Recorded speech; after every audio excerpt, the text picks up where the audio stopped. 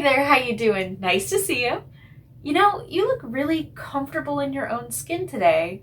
You just exude this sense of ease and contentment. Whether you're new here or we already know each other, let me say aloha mayoko. My name is Klaus, and on this channel we talk about all things personal health and wellness. Today we're going to be talking about asking for help, why it's difficult, why it's important anyway, and how we can get better at reaching out when we really need help. And in the spirit of the topic, one of my best friends actually took the time out to help me with this video. Her name is Aubrey, and she did a significant portion of the drawing for today. She's super skilled, and I really hope you enjoy her work as much as I do. Let's get to it. Most of you probably have a hard time asking for help. I know I used to be awful at it, and even though I've put a lot of work into changing that, I still often find it difficult. And it's very common to find it challenging to ask for help. Some researchers have even referred to it as near universally uncomfortable.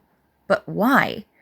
Well, for starters, people raised in individualistic cultures, such as those of the United States, Germany, and New Zealand, tend to find asking for help to be more difficult than their collectivist counterparts do.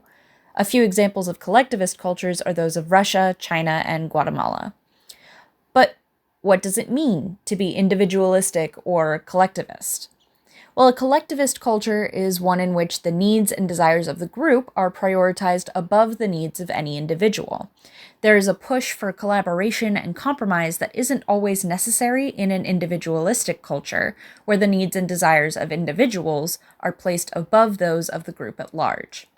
As such, people raised in collectivist cultures appeared to have more robust experience, and from a younger age, with reaching out to others for guidance and assistance than is typical in an individualistic culture. Another element to the difference between individualism and collectivism is identity. In an individualistic culture, every individual is expected to be identifiable on their own. We emphasize personality traits like being funny, temperamental, or wise. We're also expected to be our own providers, and this often translates to feeling as though you have to take care of yourself without assistance from anyone. Otherwise, you might not identify yourself, or might fear others will not identify you, as independent. In a collectivist culture, individuals are expected to contribute to the family, or a larger group to which they belong. Collectivist cultures emphasize relationships and roles, focusing on things like being a good sibling. Their identity is wrapped up in the welfare and identity of the group, which means that individuals who operate completely independently of anyone else are rare. So we know that what culture you grow up in affects what you learn and how you learn it. That's why studies have shown that when parents raise a child without putting gendered labels on their toys, that child will likely learn nonetheless which toys are typically for boys or for girls by the age of 3. It's also why children as young as 7 already have worries about asking for help, even if at home they have only ever been met with a, "Yes, I'll help you." But what about our parents? How do they affect what we learn when it comes to asking for help? Well, children learn from all kinds of authority figures, parents, teachers, older cousins, and there are several ways the people in a child's life can foster or hinder the child's ability to ask for help. For instance, when a child asks for help, the response will determine what they associate with similar requests in the future. A negative response can make the child feel wrong for asking in the first place, while a positive response reinforces the idea that it's okay to ask. It also helps to model the behavior of asking for help. If a child sees other people asking for help, they learn how to do it themselves. But if they only ever see other people struggle, it's difficult for them to learn that there is any option other than to muscle through whatever roadblocks they hit. On top of that, there's an element of vulnerability to all this. We'll get further into this in a minute, but asking for help is an extreme act of intentional vulnerability. It requires self-insight and self-confidence, both of which are difficult to build and easy to tear down. Any child who doesn't learn how to be vulnerable and who isn't taught that being vulnerable can be a safe, positive thing will likely struggle with letting their walls down enough to admit another person, and that means they will likely have difficulty requesting help even when they desperately need it. Now, if you're like me and you like thinking deeply about how people work, you could probably have pieced a lot of that together yourself. It's no secret that the way we grow up affects what we think and do later on in life. That being said, Is there anything about asking for help that's difficult in and of itself? Anything that gives credence to it being such an intensely uncomfortable experience for so many people? You probably guessed it. The answer is absolutely yes. Let's start with what it takes to be able to ask for help.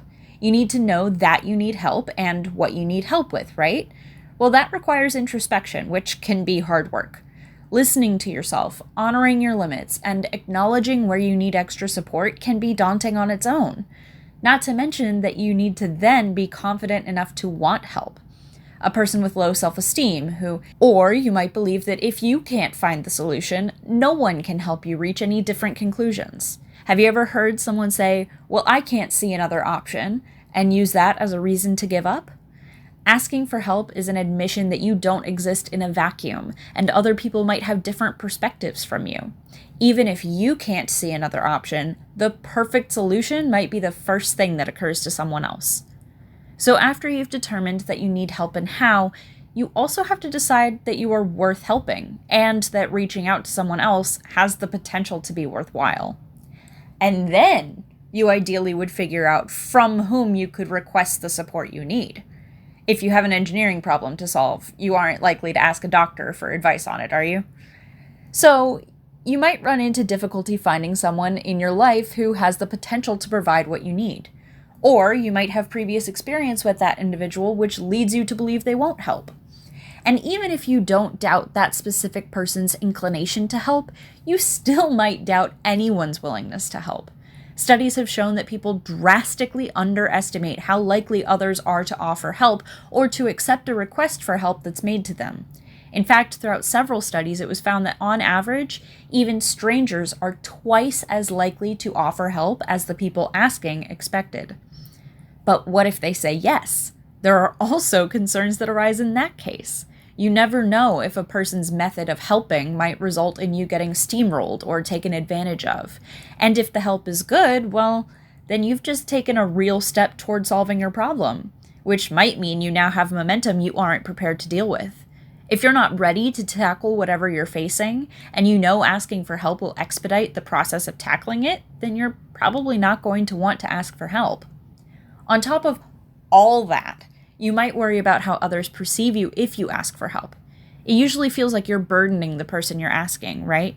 You don't want to feel like a burden, and you don't want to add pressure to a relationship you care about. So you might worry that by asking for help, you're jeopardizing how whomever you ask sees you. That's a lot to contend with, right? And we haven't even gotten to the actual asking part yet. So, in a best case scenario, let's say you know what you need, you know you are right to ask, you know who you need to ask, you're as confident that they'll say yes and be helpful but not controlling as you can reasonably be, you are ready to take on whatever it is you need help with, and you believe that asking will not harm others' perception of you. What then? This is where things get really tricky. See, asking for help is actually one of the most psychologically threatening things people experience day to day. We've talked in a previous video about how social discomfort is registered in the brain basically the same way as physical pain. There are actually studies showing that over-the-counter pain medication might help with anxiety, similarly to how it helps with a muscle strain. Though, given that I am not a doctor and am merely repeating another person's findings, please do not take that as an indication that you should start treating your anxiety with ibuprofen. This link between social discomfort and pain is likely due to the fact that throughout human evolution, being a part of a group has been necessary for survival. Being outcast has been historically, and if we're being honest, still is, a profound threat to one's safety and well-being. That means that anything which threatens our social standing comes across to our brains as an existential threat. In fact, researchers have named 5 kinds of social pain that do exactly this. The first is pain from status threats, which affect the way people see, respect, and interact with you. Next is pain from certainty threats.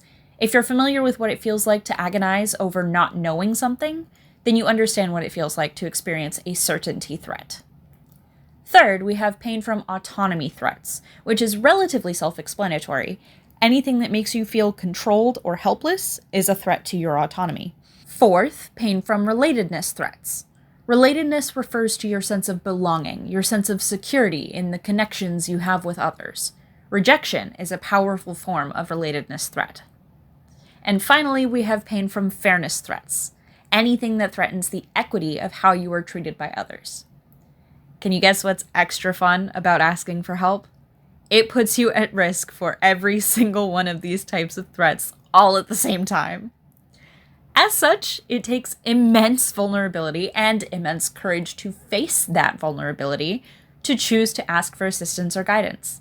And as far as I can tell from the research I've done so far, there's really nothing else in our everyday lives that matches this level of insecurity. Nothing else makes us quite as receptive to as many types of pain. And of course, just like with most anxieties, the more experiences you have that reinforce your concerns or that result in you choosing not to ask for help will create a feedback loop that leads you to become even less likely to ask for help in the future. So at this point, I wouldn't blame you if you thought, well, with all that to run up against, why bother? What's the point in asking for help? But the thing is, we can train ourselves to experience less intense anxiety and worry over our requests. People who live with conditions like depression and chronic anxiety know that you can, through concerted effort and practice, rewire several of your brain's responses to perceived threats.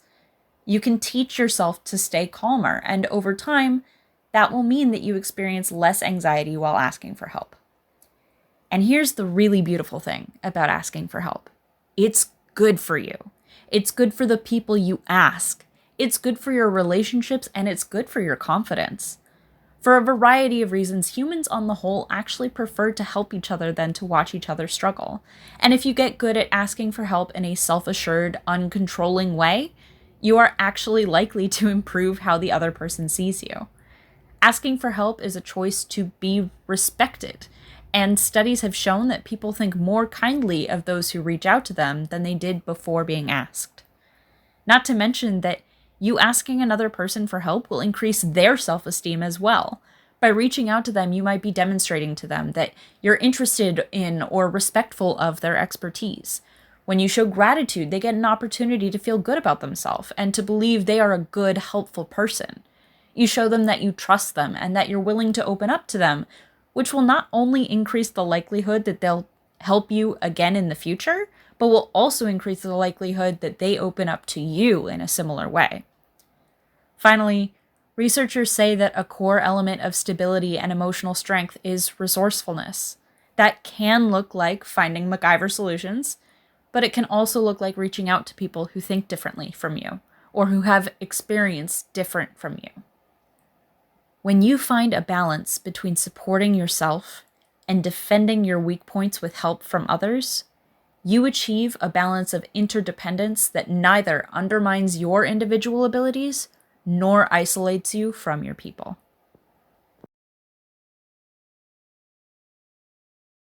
All of this is to say, it's normal to struggle with asking for help. There are tons of reasons why people find it difficult, and those reasons are easily exacerbated by our circumstances.